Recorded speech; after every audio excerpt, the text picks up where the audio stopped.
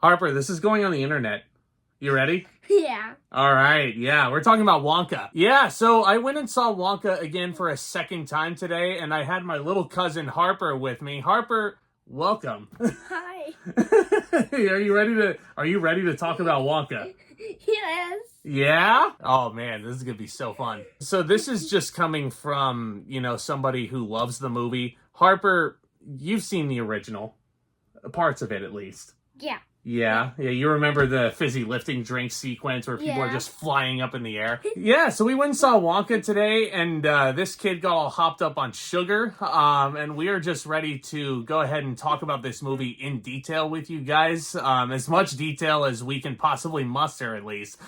This will contain some spoilers. This is going to be your general warning for you guys, so if you haven't seen Wonka yet, you should go watch the movie, right? Yeah. Yeah, go watch that movie, come right back, and we'll talk about it. Don't watch this before. Yeah, exactly. There you go. Yeah, don't watch it before. Listen to the kid. So yeah, overall thoughts, Harper. Did you think the movie was at least good, bad, Yeah. somewhere in between? Thumbs up? Double. Double thumbs up. Look at that. Yeah, there you go. Did it make you want to have some candy? Yes. Get on the big sugar rush? You got the candy and I got it. Yeah. Oh, boy. Yeah, should we tell this story real quick? Yes. Okay, so this kid, we want to make sure that he's, because he's 7, right? So we want to make sure that he's at least, Hyped up.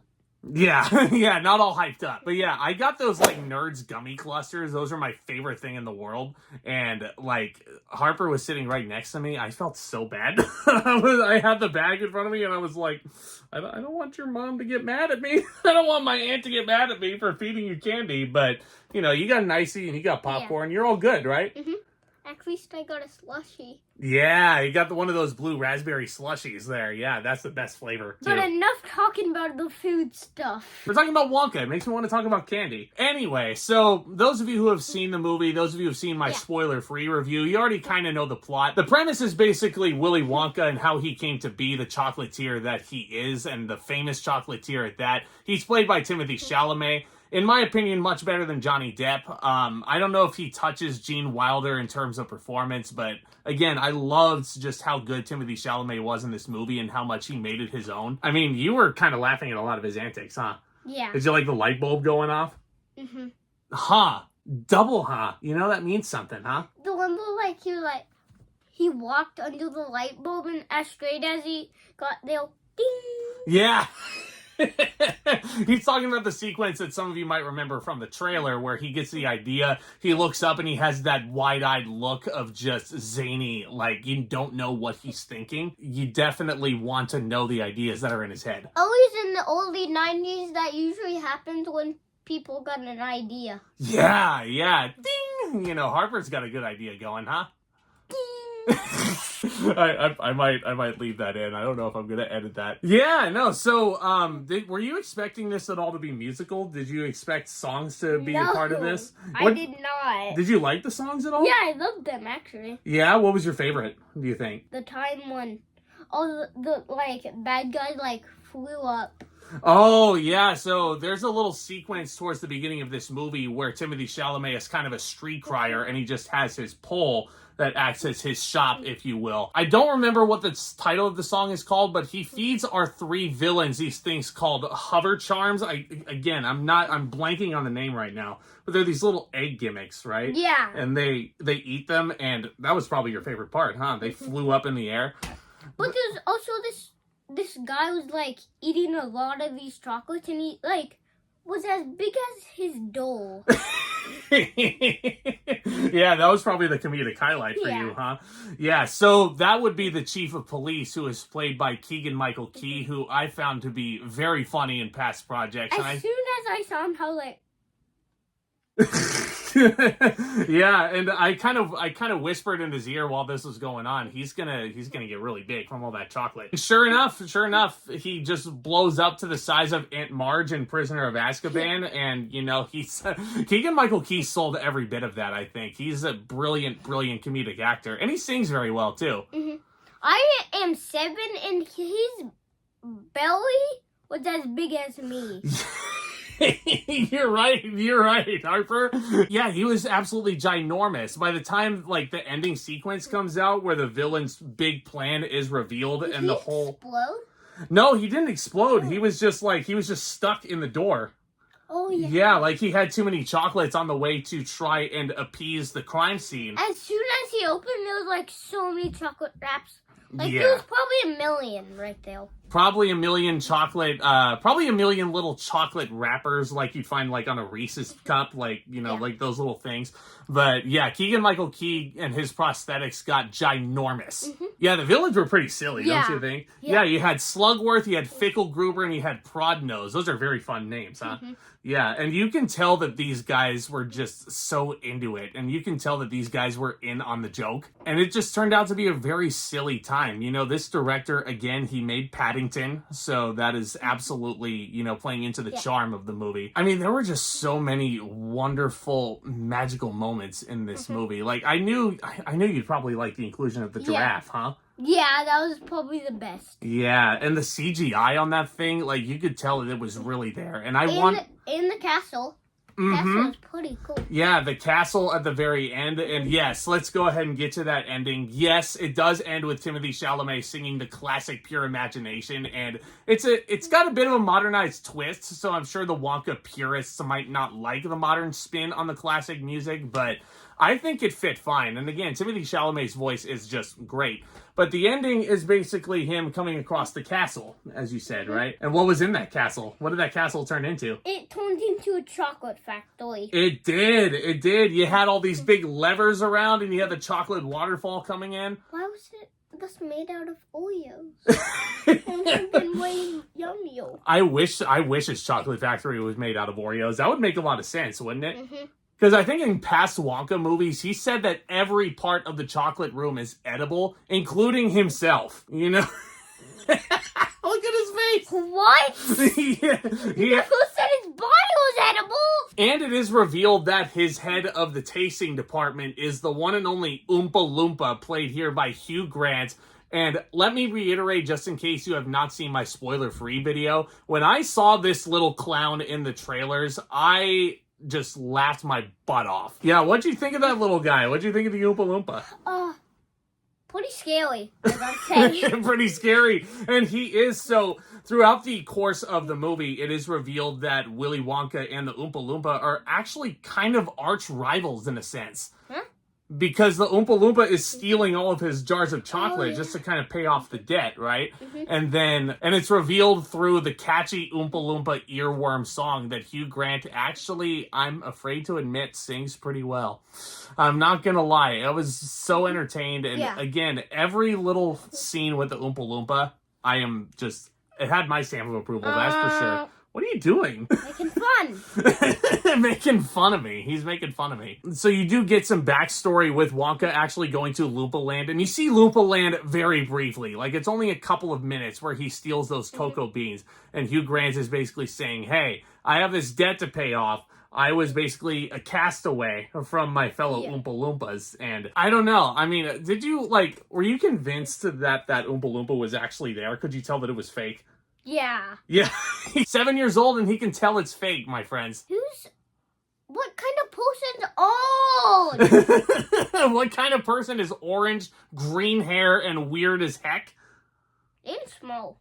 Yeah, and super small, like 8 inches high. Like, you put Wonka and Hugh Grant next to each other, and the size difference is just staggering. Big. Yeah, he's about as big as Harper from the head all the way down to the shoulders. That's not true. He's like this big. He's even smaller, is what he's saying. Mm-hmm. Yeah, Hugh Grant was really funny. I mean, he proved me wrong, that's for sure. I still watch those scenes, and this was my second go-around, and I was just laughing my head off. Wonka and Noodle get these bad guys, like, put them in this room of chocolate sauce, and it, like, fills up and floods. The Oompa Loompa actually saves them, though.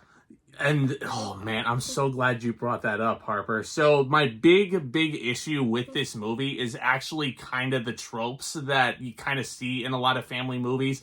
It is a very blatant deus ex machina where you have somebody come down from the heavens literally and save our heroes from utter disaster. That's a cutting ending. Yeah, I mean, it's a family movie, though, so you kind of expect a happy ending. Yeah. And with this being a prequel, you also know that Wonka isn't going to die in this. And you know that, and there isn't going to be any full-on tragedy or anything like that. Like, all the celebrities do die because they float up. Yeah, so, you're talking about when they actually, like... yeah. So you're talking about when the villains actually fly up, with those hover chocolates that they're eating on the way out. Yeah, because of also fall damage. Mm-hmm. I'm basically talking Minecraft. He's a big Minecraft fan. If you're a big Minecraft fan, let us know down in the comments section. And like and subscribe! Yeah, there you go. He knows what he's talking about. And yeah, there are definitely a lot of moments in here that definitely pay homage to the original classic with Gene Wilder. Yeah. Them drowning in chocolate is a direct callback to how Augustus Gloop met his demise in the first movie. And also, like, the person that puts them in the laundry room, when he gets his, like, Edo factory, that's not the castle factory, they put Yeti hail in, like, all the food, like, poison, to make them turn into Yetis. Yeah, they have this, like, hair enhancement, and these guys' hair is turning blue, and skin. Yeah, and there's a little girl who, like, grows an orange mustache, and that's actually when Wonka opens up his store that's right across the street from Slugworth's in that big Gallery Gourmet, I believe it was called. That was probably the most magical scene for me, was actually seeing Wonka's store become a reality. And I loved the idea of having either spendable or edible change.